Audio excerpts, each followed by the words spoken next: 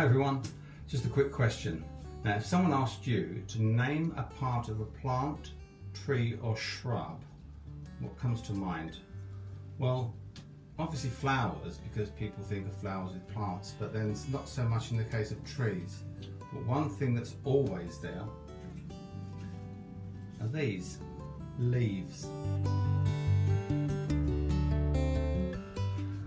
I suppose the next question would be, well, what does a leaf do? I mean, they've all got leaves and they come in different shapes and different colours and different sizes, but what is the purpose of a leaf?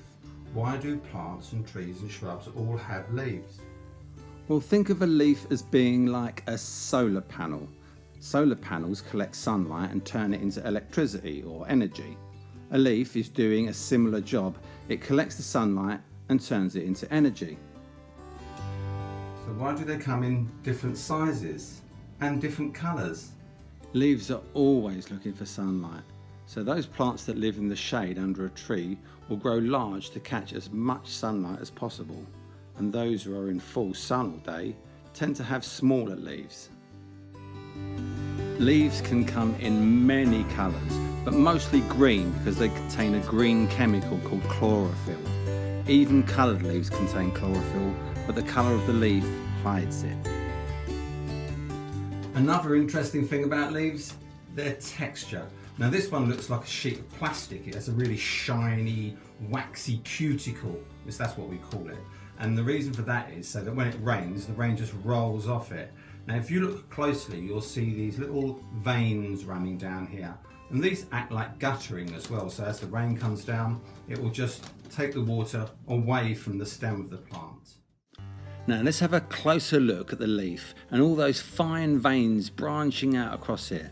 Now these veins carry water from the roots into the leaves so that the plant can transpire. That's a bit like sweating.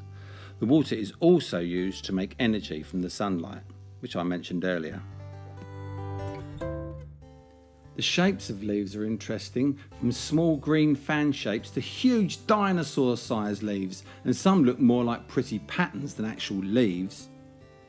And in the case of the cactus, well, it decided to make its leaves into sharp thorns to protect its watery stem from predators.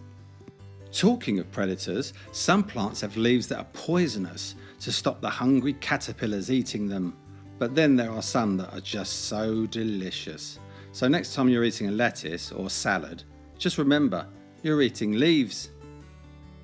And finally, in the autumn, when the sunlight starts to fade and the trees struggle to make food, they break down the chlorophyll, you know, that green chemical I mentioned earlier, and leave behind a beautiful coloured pigment in the leaves, which is why we have a magnificent show of colour before the winter.